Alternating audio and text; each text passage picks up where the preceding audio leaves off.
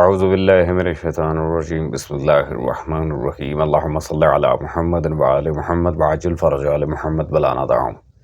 تمام مومنین کو جعلی مدد والسلام علیکم ورحمۃ اللہ وبرکاتہ۔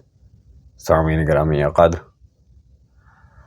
حال ہی میں جیسا کہ ویڈیو ٹائٹل آپ لوگ دیکھ چکے ہیں، مولوی شہنشاہ صاحب جنہیں ہم چمچا نقلی صاحب کے نام سے یاد کرتے ہیں، ان حضرت نے دوبارہ سے وہی اپنی گھسی پیٹی باتیں کرنا شروع کر دی ہیں تقلید کے لحاظ سے، اجتہاد کے لحاظ سے۔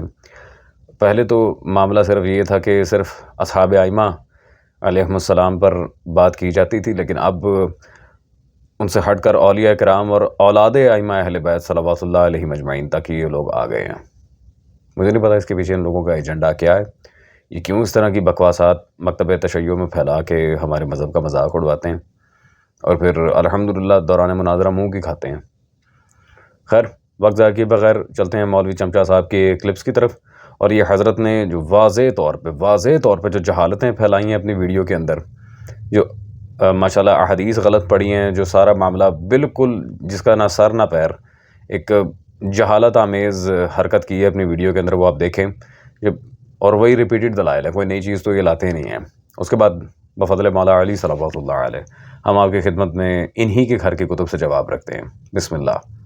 ان کے مہدی نے، ان کے فرزند نے، ان کے 12ویں جانشین نے جو نظام دیا ہے، فَأَمَّا الْحَوَادِثُ الْوَاقِعَةُ فَارْجَعُوا فِيهَا إِلَىٰ رُوَاةِ أَحَادِيثِنَا۔ جب تمہارے سامنے نئے مسائل سامنے آئیں جو قرآن میں تمہیں نہ سمجھ میں آ رہے ہوں، حدیث میں تمہیں روشن نہ ہو رہے ہوں، تو جو قرآن و حدیث میں تم پر روشن نہ ہو، تمہارے اندر یہ صلاحیت نہ ہو کہ قرآن و حدیث سے ان مسائل کو حل کر سکو، فَأَمَّا الْحَوَادِثُ الْوَاقِعَةُ فَارْجَعُوا الحوادث الواقعہ فرجعوا الى رواة احادیثنا۔ تو یہاں تو حضرت حضرت عبداللہ اشتر کو، حضرت عبداللہ شاہ غازی کو امام صادق نے بھیجا، ان تحریر دے کر بھیجا، انہیں اپنا نمائندہ بنا کر بھیجا۔ تو اس خطے کے اندر یہ مجتہد تھے۔ مومن طاق سے کہا اجلس فی المسجد، جاؤ بصرے کی مسجد میں جا کر بیٹھا کرو، وہاں رہو بصرے میں، اور روزانہ مسجد میں جا کے بیٹھا کرو، وفتح، اور لوگوں کو فتویٰ دیا کرو، یعنی لوگ تم سے مسئلہ پوچھیں تو فتویٰ دو ان کو۔ جی سامعین محتشم، ڈیفینیٹلی آپ نے مولوی چمچا صاحب کی ویڈیو دیکھ لی ہوگی، اور پہلے بھی ہم نے پرانی ویڈیو بھی اس لیے اندر رکھی ہے تاکہ دنیا کو پتہ چل جائے کہ یہ کس قدر جاہل مولوی ہے۔ پہلے بھی حدیث کا متن غلط پڑھا تھا، آج پھر غلط متن پڑھا ہے۔ اور بھائی توقیع صاحب الزمان، اگر آپ کو مولوی چمچا صاحب عربی عبارت نہیں پڑھنی آتی تو نہ پڑھا کریں، خدا کا نام ہے۔ وہاں پہ توقیع کے الفاظ ہے وَأَمَّا الْحَوَادِثُ الْوَاقِعَةُ فَارْجِعُوا فِيهَا إِلَىٰ رُوَاةِ حَدِيثِنَا۔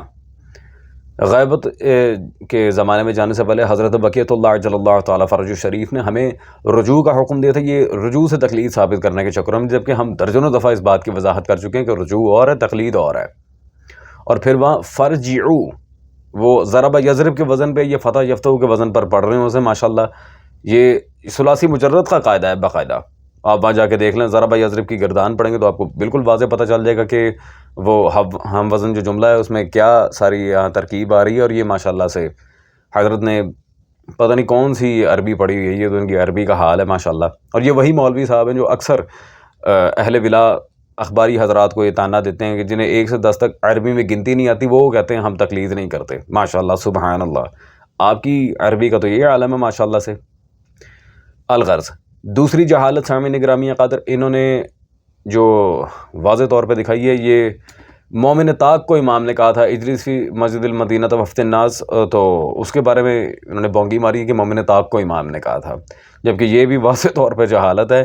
امام نے مومن طاق کو نہیں کہا تھا۔ یہ مطبوعہ بیروت رجال نجاشی میرے پاس موجود ہے، اور اس میں واضح طور پہ صفحہ نمبر 12 پر جب ہم چلتے ہیں تو آپ یہاں پہ دیکھ رہے ہیں آبان بن تغلب بن رباح سلام اللہ تعالیٰ علیہ، اور انہیں جناب آبان کو امام نے فرمایا تھا اجلس فی مسجد المدینہ وفد الناس، کہ مسجد مدینہ میں جاؤ اور لوگوں کو فتویٰ دو۔ اب یہ وفد الناس سے انہوں نے یہ معاذ اللہ ثم معاذ اللہ قیاس پکڑ لیا کہ جناب آبان سلام اللہ تعالیٰ علیہ فتوے دیا کرتے تھے۔ استغفر اللہ ربی واتوب الیہ۔ سامعین گرامی قدر، جبکہ سب سے پہلے تو میں یہ مولوی سے پوچھتا ہوں، یہ جو کتاب ہے رجال نجاشی، اس کتاب کا موضوع کیا ہے؟ یہ کس موضوع کے تحت لکھی گئی ہے؟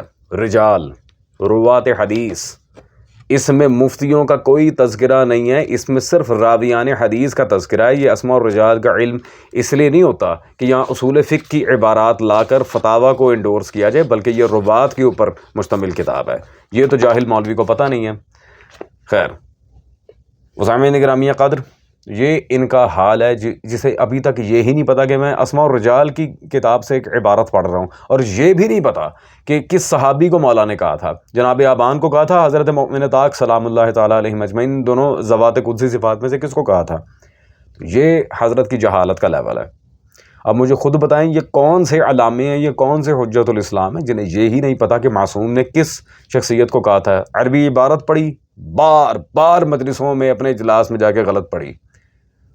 خیر، اب جناب آبان کے بارے میں یہاں وضاحت کر دوں۔ آیا کہ یہ جناب آبان اپنے لحاظ سے کوئی ذاتی فتاویٰ دیتے تھے؟ نعوذ باللہ من ذالک، وہ تو رجال کی کتاب دکھانے سے ہی واضح ہو گیا کہ نہیں، ایسا کچھ نہیں تھا۔ یہ میرے پاس موجود ہے اس وقت الکافی شریف۔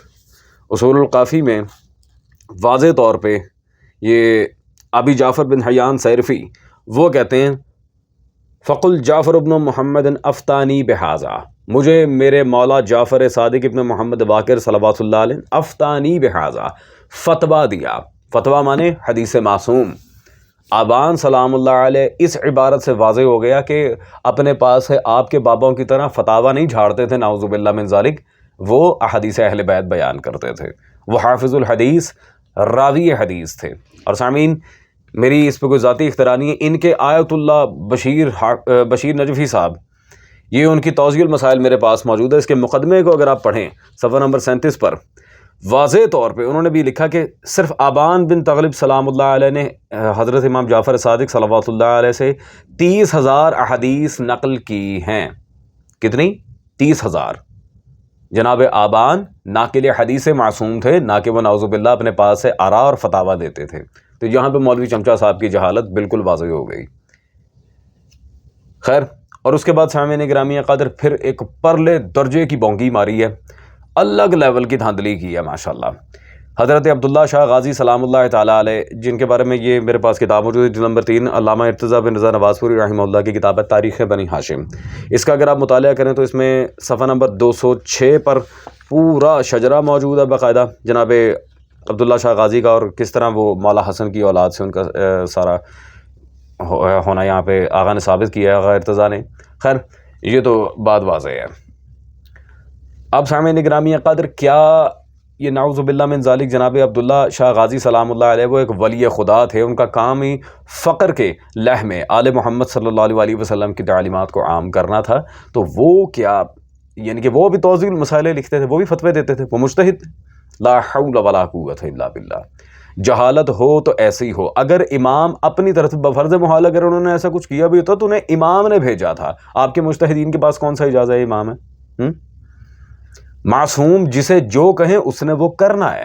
انہیں مولا نے ہجرت کا کہا تھا، جناب عبداللہ شاہ غازی سرزمین ہند آئے، آپ کے مجتہدین کے پاس کون سا ایسا اجازت ہے؟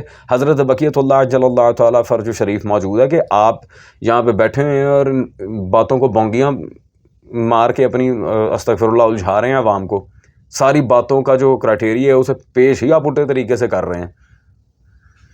اللہ ہی جانے یہ کیا، خدا کی قسم جہلا کا طبقہ ہے یہ، اصولیوں کا، اجتہادیوں کا۔ اور سامعین گرامی قدر، آج کی بات کو کنکلوڈ کرتے ہیں، کیونکہ اگلی ویڈیو بھی انشاءاللہ تبارک و تعالیٰ بفضل مولا علی صلوات اللہ علیہ یہ مولوی چمچا صاحب کے رد پہ ہی آئے گی، جنہوں نے تقلید کے لحاظ سے اخباری المسلک شیعوں پہ نام نہاد جو یہ باتیں کرتے رہتے ہیں، اس طرح کی باتیں پیچ اپ کرنے کی کوشش کی ہے۔ یہ ان کے آیت اللہ نقن صاحب کی کتاب رہنمایان اسلام میرے پاس موجود ہے، تو چمچا صاحب ذرا غور کیجیے گا اس میں عبارت کیا موجود ہے۔ صفحہ نمبر 152 پہ انہوں نے امام کے ساتھ بدسلوکیاں مولا جعفر صادق کے بارے میں لکھتے ہیں صلوات اللہ علیہ، اس کے باوجود حکومت والے آپ کے فتوے کو مستند قرار نہ دیتے تھے، اور اس طرح حضرت صادق آل محمد صلوات اللہ علیہ کی مرجعیت کو ختم کرنے کی کوشش کرتے رہے۔